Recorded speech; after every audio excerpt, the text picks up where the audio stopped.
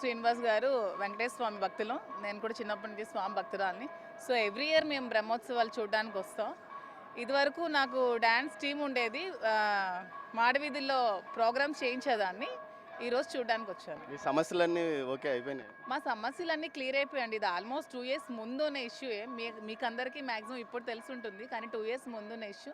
Maximum అన్నీ clear అయిపోయి మిగతా అన్నీ కోర్టులో ఉన్నాయి. అంటే ఇప్పుడు ఇంకా శ్రీనివాస్ గారితోనే కలిసి జీవనం గడపబోతున్నారు. అవునండి, కంప్లీట్గా ఇంకా శ్రీనివాస్ గారితోనే రిమైనింగ్ లైఫ్ అంతా ఇద్దరం గడుపుదామని నిర్ణయం తీసుకున్నాం కాబట్టి స్వామివారిని దర్శించడానికి వచ్చాం.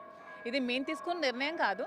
2 years ముందే వాణి గారు శ్రీనివాస్ గారికి డైవోర్స్ కావాలని కోరి ఆమె వద్దని చెప్పి శ్రీనివాస్ గారిని బయటికి గెంటేయడం మీ అందరూ చూశారు.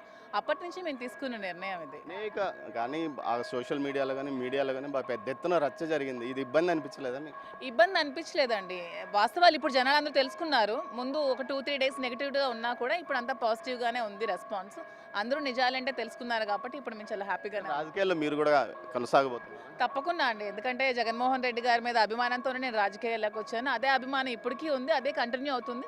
నెక్స్ట్ మళ్ళీ మా పార్టీ గెలిచే వరకు ఇదే రాజకీయాలు కంటిన్యూ. మీరు పోటీ చేస్తారా లేకపోతే శ్రీనివాస్ గారికి సపోర్ట్ చేస్తారా? శ్రీనివాస్ గారే పోటీ చేస్తారు. శ్రీనివాస్ గారికి నా సపోర్ట్ ఎప్పుడు ఉంటుంది.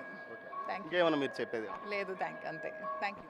మొత్తం మీద ఏదైతే మాధురి గారు ఏం చెప్తున్నారు, తాము 2 సంవత్సరాల క్రితమే ఈ విషయాన్ని నిర్ణయించుకున్నామని, ప్రస్తుతం అది బయటకు వచ్చింది అని ఇప్పుడు బయటకు వచ్చింది. తాజాగా తాము మరింతగా ప్రజల్లోకి ఈ విషయాన్ని తీసుకోవడానికి కొంత సోషల్ మీడియా కానీ ఉపయోగపడింది అంటున్నారు.